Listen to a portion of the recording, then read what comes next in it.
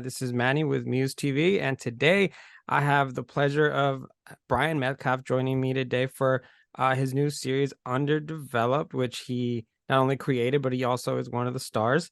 Thank you, Brian, for being with us. Well, thank you so much for having me. We really appreciate it, and it's always a pleasure to talk to you. Yeah, same. I'd say the same thing. Tell us a little bit about the series. I got to check out the pilot episode, and it looks like a lot of fun. Yeah, it's about a group of film producers forced to work together at a production company, and it all starts out when a character named Stan is hired in place of Joe, played by Thomas Ian Nicholas, for a position that Joe is actually qualified for, but Stan is not. But he's hired through nepotism. So basically, based off of that, Stan doesn't know how to run a company at all, and so all the craziness ensues based off of that. It's interesting because that the entertainment business sometimes I work in TV news, and sometimes the necessity of the position requires different people to step up. Because I had no prior producer training when I took the gig when I started doing fill-in producing, but the necessity was there, and you just got to work on it. And it's funny because I see a lot of these characters, some of them still are a little bright-eyed and are like excited to be in the industry, others are very weathered. So I appreciated seeing kind of the different levels of characters and how they all have to kind of are forced to work together. Right. It's definitely, and this happens obviously, as you were just mentioning, it kind of happens all the time in reality too, where certain people are sort of forced into certain positions or take the positions because they're offered the opportunities and everything along those lines. And there's a lot of things that are dealt with in the regular workplace, so you don't have to actually know the film industry to enjoy a show like this. So where was it that you decided that this was a show that you wanted to pursue? Where was the inspiration behind it? The inspiration was attending a lot of meetings myself, whether they were production meetings, actor agent meetings, pitch meetings, whatever. And there would be sometimes the most ridiculous things being asked or offered or stated in these particular meetings that would make me go, what? And it would just blow my mind. And so basically I kept saying I have to write this down. It's not based off of one individual person, just to be clear, but it's just a combination of experiences melded together to create this sort of show, and something that I've always been stating for years. I've got to create a show about this until eventually it became a reality. So in watching the pilot and then and thinking about it too, um, one of my first thoughts was like, I can't wait to talk to Brian about this because there's got to be a story or two that maybe he'll tell me about something crazy that maybe was pitched or a meeting that he, like you just said, like what what was just said, because I can't imagine. I mean, a lot of times sitting in those meetings, heck, I just had one of those moments today at work where we looked at each other in the booth and said, this should be a TV show with how ridiculous we are. And here it is. Underdeveloped is a kind of a mockumentary, of course, of what it's like to work behind the scenes in Hollywood. Yeah, I mean, I've had some of the strangest requests and things that were told to me that made me wonder, am I on TV or is this some kind of am I being punked or something like that? Because there would be situations where we would be talking to an agent about a specific actor, and the requests that they had sometimes were so off the wall, it would make you do a double take of going, I'm sorry, did I just hear that correctly? And it would be just really off the wall. And when I mean off the wall, especially from our some of the bigger known talent, it would be really off the wall. And also I would be in a pitch meeting and I'd be pitching like a horror film or something along those lines. And one of the executives would say to me out of the blue, what if we had a dog into this? I'm like, a dog? They'd be like, yeah, let's make it like a buddy film. And I'm like, do you understand the kind of film that I'm pitching to you? I don't think a dog would work for this type of film. This isn't Lassie or anything along those lines. So examples like that would make me go, gosh, I really got to write a show about this because this is just insanity. So yeah, that's how it kind of came to be. So do you have like a notebook or something where you just kept some of these ideas down and then developed them a little bit, or just kind of just as memory serves and different situations that fit the plot, of course? as memory serves, it was so off the wall. These are things I don't think I could ever forget, that I would be like, okay, this is definitely one for the books to write down. So going back and thinking about my first experiences to more recently, and when I was first starting out in the business, my very first pitch meetings that I had, I'd never done these type of pitch meetings before, so I didn't know what was crazy and not crazy. And I kept thinking to myself, well, maybe this is how they're done. And nowadays I look back and I go, that was definitely crazy. I look back, regardless if it was my first meetings or not, this was insanity that these were brought up in meetings at times and stuff. I can't even tell you how crazy some of them were, that had nothing to do with the storylines or things that would be stated, or I don't know. It would be just the weirdest things that you could ever imagine at times. So yeah. And now you have a really good cast, including Tom Arnold, yourself. You star in it as well. Thomas Ian Nicholas, to name a few. And what's cool about it is, I mean, with all the experience, obviously you guys have to have quite a bit of fun filming this, because just like the way that you have your stories, they have theirs, and I can imagine that it makes it for a very fun time on set. Absolutely. I mean, every single one of the cast, I mean, even agents that I've spoken to and managers and executives I've spoken to, they've all had their own crazy stories that they've even brought up to me, that I'm like, what? And it would be just insanity. Like, for example, a talent stating that they are actually truly an alien and that they want to have specific times that they can go and hibernate during the day. Just really bizarre stuff that would make you go, okay, sure, whatever. You do my film, I don't care. You can go hibernate, whatever you want to do. But yes, every one of the cast had has definitely had their own funny experiences and had a really good time being able to tout that. And I've obviously worked with some of this cast before. So even for my film adverse, I have about 4 actors from my film adverse that are in this as well. 5 actors from this as well. So it's definitely been a great thing that you get to work with a lot of the same cast over and over again, just because it's a fun experience and you know how they are. And that's why a lot of directors prefer to work with actors that they've worked with in the past. Yeah, I imagine that there's a language that you guys create, almost where you know what they're gonna do, they know what you're gonna do.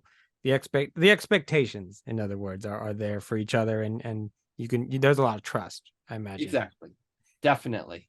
That's definitely an important thing, is to be able to trust each other and know what you're going to get out of each performance. And also the other interesting thing is to put, if you're going to work with the same actor again, don't give them the same role over and over again. Give them something really different for each film. My last film, Adverse, was really serious and dark, whereas this was very lighthearted. But my next projects that I plan for in the future are going to be darker. So I'm like all over the place and trying to switch around with different things and stuff. So actually, that is what I was going to ask about next, because that adverse, was an action, it was a thriller, it was dark, and right here it's very light. It's a comedy, it's a TV show rather. Adverse was a film. Is there something you prefer, or do you enjoy dipping your toes in different genres and being able to explore creatively the differences in the way you can express your ideas? Personally, I prefer all genres. As long as the story is good, I don't want to be stuck to one specific genre. I had a bit of a problem a few years ago when I was doing nothing but horror films, because that's where I got my start in. And all I started getting offers were in horror films from different people and stuff like that. And I started to realize I don't want to be stuck doing just horror movies. And I actually had an offer for one of my films to do a sequel for as a horror film. And I literally changed it, going, no, I'd rather do Adverse, which is a crime thriller. It's not a horror. It's not supernatural. There's no monsters or vampires in that movie, for Adverse. So I, again, want to keep changing and switching around the different type of genres that I want to do, because I don't want to be specific to one genre. And I have a YA project I'm working on, a Western, a drama, just all over the place, different types of projects, because as long as I think the story is good, that's what matters most to me. Oh, Western sounds fun. Yeah.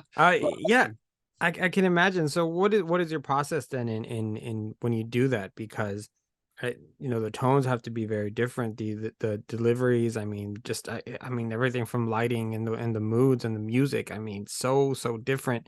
As a filmmaker, how do you where do you start? I know you said you start with the strong foundation of a story, but from there, how do you pivot to those specific different genres? Well, pivoting to the genres is obviously how it feels, what you feel emotionally. For example, in the directing process, if I'm doing a horror film, I like to use a lot of Dutch angles where I change the camera angle where it's off, where it doesn't feel exactly centered or correct in certain ways. A comedy is going to be more lighthearted and open, open, and all that type of stuff. So you have to make it feel all different based upon the genre that you're going for. If you're going to do something, also the colors, the mood, the lighting, everything is going to feel completely different for each genre that you're going for. Obviously, for my horror films, I'm going to go for darker, moodier lighting. For Underdeveloped, I went for lighter lighting, more open-ended, more fun, easygoing on that type of feel for it. In terms of the story, it's just locking down the story and saying, okay, depending on the genre, does this feel like a Western, or does this feel like a comedy? Does it feel like a horror film? What does it feel like? Obviously, though, they all have to do with, for me personally at least, it all has to do with the emotion and the feeling of what you feel and what the characters are. If there's no strong character development for you to get behind, then it's a failed project in a lot of ways. Well, thank you for the insight. I appreciate it because I can't imagine it'd be easy to go from one thing to another, especially if you have kind of a comfort. Um, but a little bit more on Underdeveloped. I did want to ask you: is this going to be have more of an episodic feel to it, each episode, or are we going to have a connecting story that maybe fits within the episodes? It is a connecting story, but it is they are individual episodes, but there's certain parts that translate into the next episode. Certain things, obviously, a lot of the characters are back. All of the main characters that you see here, they're in every episode.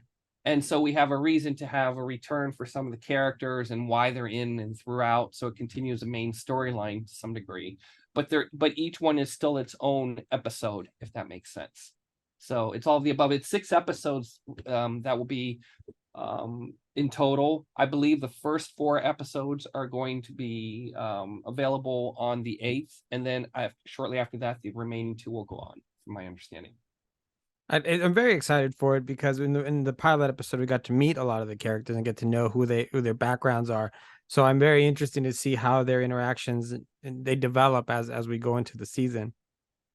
Yeah, I mean, I'm hoping that by the end of the season, everyone will know at least what each character is like. Each one has their own unique flaws and own unique quirks to them.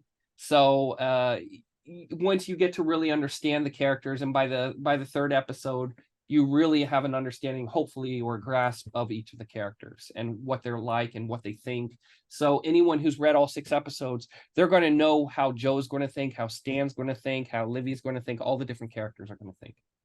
Yeah, because season ones of especially of series nowadays are very, very, I feel very challenging because um you need time to set up your characters. You need time to set up the world that we're gonna live in. Mhm. And I think that it's important to be able to give a series like Underdeveloped time to really simmer and then eventually um flower into the show that it's going to be, and because then you become invested in the characters, you become invested in their journeys, and it makes for that much of a better series and better for you because we're going to be asking for more episodes. Well, we certainly hope to do a second season. Obviously, it depends on how successful it is or whatever. But I know that the whole main cast is really excited to do more episodes and develop their characters more. And you get to see them play really different characters than what you've seen before, practically. The one exception I would say is definitely Tom Arnold. I mean, he fits that mold perfectly of when I watched him in Roseanne and everything like that. He fits that character of Ralph so perfectly. He was an automatic in. But you're going to see, for example, David Henrie. He's normally playing the nice guy, known for playing the nice guy, and he plays kind of a sleazy agent in this one. And obviously, you see Mark Pellegrino. He plays a drug dealer type investor guy. They're all just very unique and different. Now, there's another character that you didn't mention, and that's the character Stan.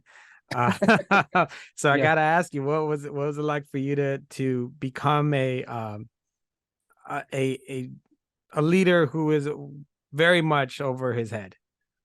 Um, it's first of all, I hate to say I draw from some of my own experiences in the past, but obviously there's always been points of times where I felt like a fraud in a lot of ways working in this business and in other areas like that.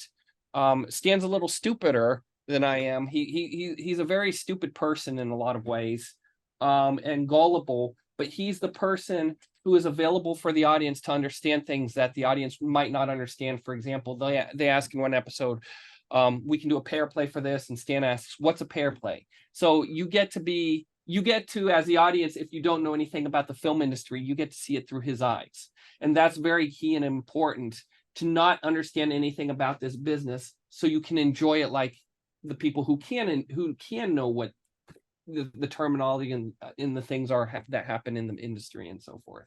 So Stan is the whole reason for Stan is for that. So he's the person that I hate to say that people just who don't understand certain things, he's the person that questions it. So we do understand it.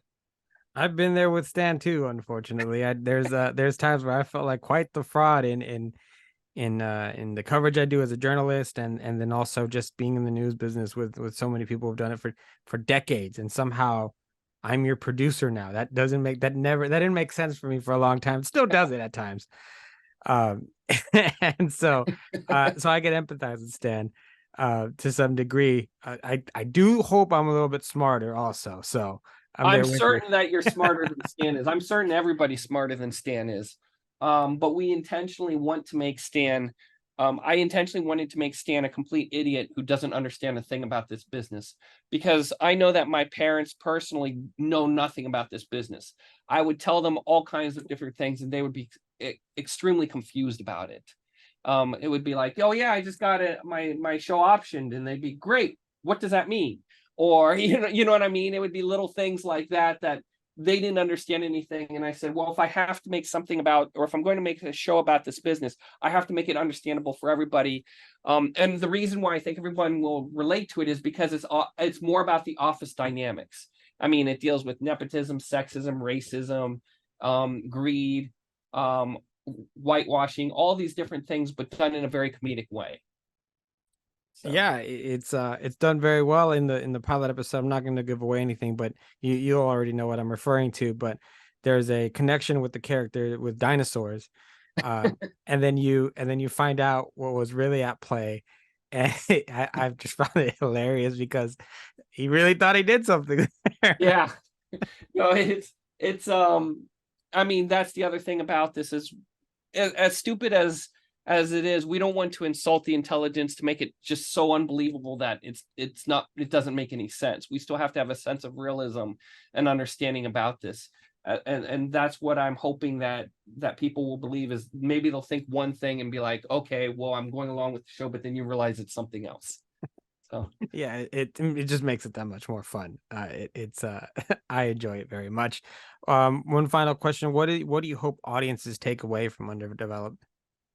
I really hope audiences, ultimately, I want them just to have a lot of fun, not take it over the top seriously, but also to understand that there are some real world dynamics that are going on out there. Obviously, the writer strikes are happening and the actor strikes are happening, and greed is a huge thing that goes on in corporate America.